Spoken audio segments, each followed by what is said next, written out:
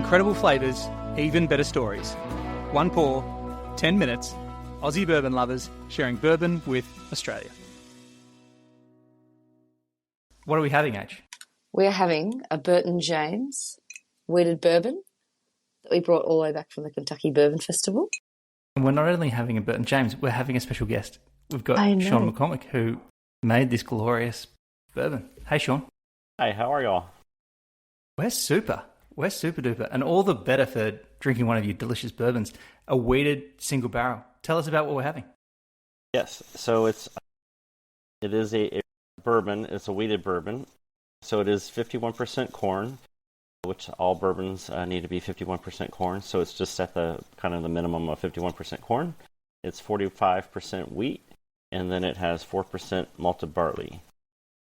It is, well, it was 8.7 years old when I emptied the barrel, so it was a nicely aged weeded bourbon. And then it's also barrel proof. So it's barrel proof at the 56.8% alcohol or the 113.6 proof. And I can share that it's delicious. Yes. Yeah, it has all those typical weeded bourbon characteristics of lots of caramel. Yeah, you definitely get the caramel. Maybe a syrupy kind of smell. Yeah, and that kind of softness, that kind of like, it's really easy on the palate. The spiciness that you sometimes get from the rye doesn't seem so prevalent. Yes, it's really very nice. And if you're having it with an ice cube, looks like Helen. I do recommend with this one, because of the higher proof, to add either a nice large ice cube or a drop of water. Yeah, I definitely enjoy having mine with an ice cube. Dave prefers his straight, but because we've drunk a little bit of it since we came back. But I find that gives a good Kentucky hug if you don't have it with an ice cube or a drop of water, this one, for me anyway. Yes. Yeah. One of the things that when we were wandering around the Kentucky Bourbon Festival that drew us to your store was the really cool, I'm a fan of fun packaging, but I loved the baseball cards that were part of the bottle. Can you tell us a bit about the story behind the baseball cards that are part of your bottle packaging? So it's so the branding is Burton James Uniquely American Whiskey. So Burton James is my great-grandfather. He played baseball from 1908 to 1919, and he played mostly in the Texas League. He did get drafted into some of the, I guess you call them the National League. The American baseball was very young in the early 1900s. It started in the 1880s or so, 1870s, but the National League only had 6 teams at that time. And so the Texas League was probably about as big as the National League, or even bigger, because many of the Texas cities would have had baseball teams. So he played mostly in the Texas League, and then he played mostly in Waco. And so I have different versions of the American whiskey. So I have the single barrel selection, and there's one photo of Burton James on that hang tag. And then my regular product has a different photo of Burton James. And then on the back of every hang tag is the information for what's inside the bottle, what's the blend. And in this case, it's a single barrel. And so we do a lot of handwriting on the back of the single barrel hang tags. Is it all handwritten, Shawn? Everything's written by hand? So the single barrels are handwritten. So we have to write in the corn and the 51%, the wheat, and then we say where it was distilled. So I am a brand new distillery, and so what they call it sourcing, where you get whiskey from another distillery. And so I knew I wanted to open a distillery. So in 2015, I started buying whiskey. Very small batches. My first purchase was 16 barrels, and my next purchase was 4 barrels. And then, as I had a little bit of income, I would buy more barrels. So this was one of my earliest purchases of whiskey. And then so we write the make date on there, and when we dumped the barrel is on there, and then how many bottles we came out of the barrel. Amazing. And then was Burton James himself into his bourbon, or did he have a story of bourbon in his kind of his story as well, or was he just kind of part of the family, and then you kind of came back to bourbon kind of in your story? Yeah, so he never worked in the bourbon industry.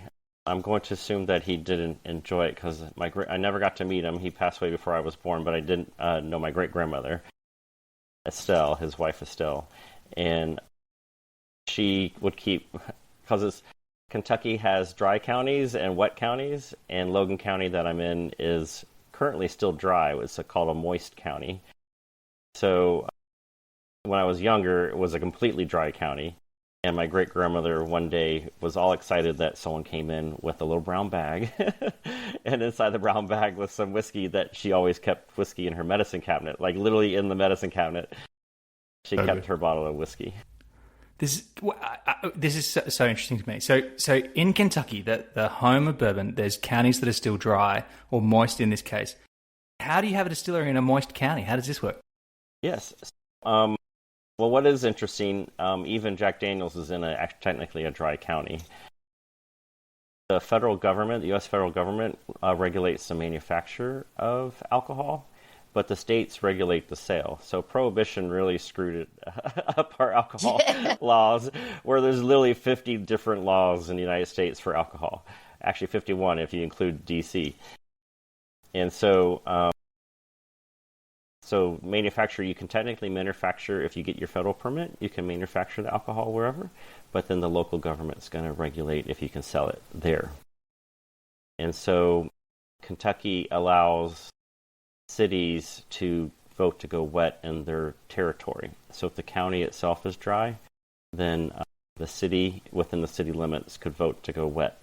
And so Adairsville, when I was talking to the mayor way back in 2014 about opening a distillery, she says, well, what do I need to do in order to help you get the distillery open? I was like, you need to go wet.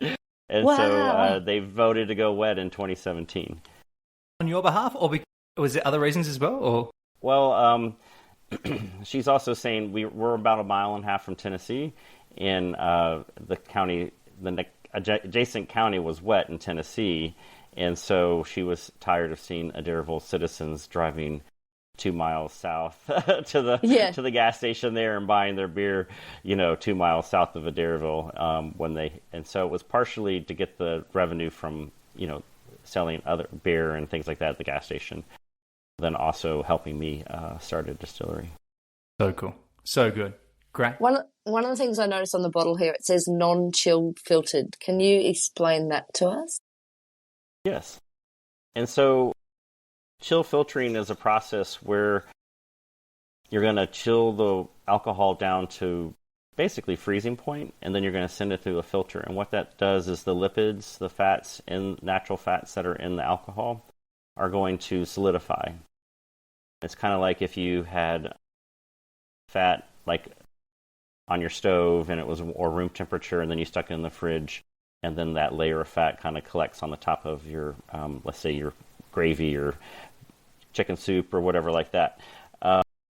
And so by chill filtering it, you're removing that, and it reduces the possibility of haze. So the lipids will stay in the alcohol if it's probably between 93 to 94% proof. So about 45, 43% alcohol, the lipids stay in solution.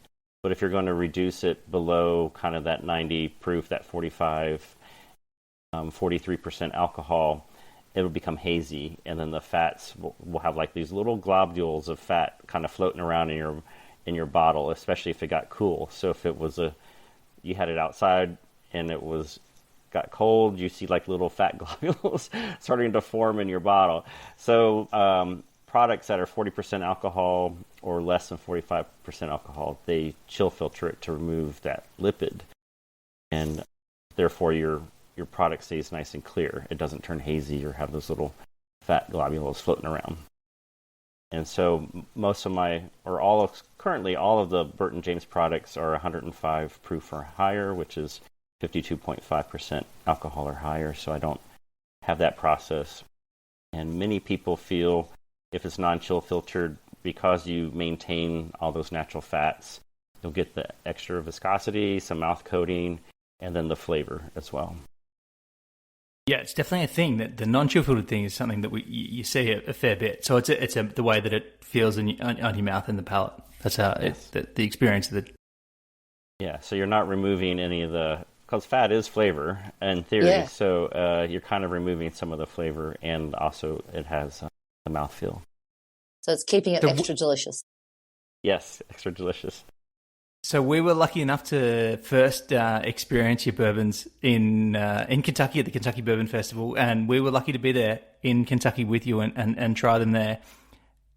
Australians can't get their hands on your bourbons just yet, can they? But who can get their hands on them? How can our listeners get access to your bourbon?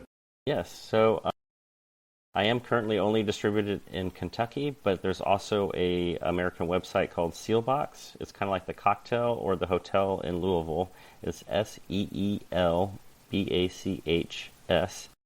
and sealbox.com, and they do have my products on there. So if you went to sealbox.com and typed in Burton James, you will find my whiskey. They have some of my early batches. I believe they have batch 2 and batch 3 on that website. The single barrels were a distillery exclusive, which I took to the festival because I know American bourbon enthusiasts love wheated bourbon. They go crazy for wheated bourbon. So I knew it would sell well at the festival, and which it did. You guys liked it as well. Yeah, we're definitely in that. We're bourbon fans. Hey, thanks so much for sharing your bourbon with us, and here's to that. Hey, thanks, Shawn. Cheers. Cheers. Yeah, cheers. Thank you. Thanks for listening. Make sure you're connected with us on TikTok, Instagram, and YouTube, and stay connected with us by clicking subscribe on your favourite podcast app.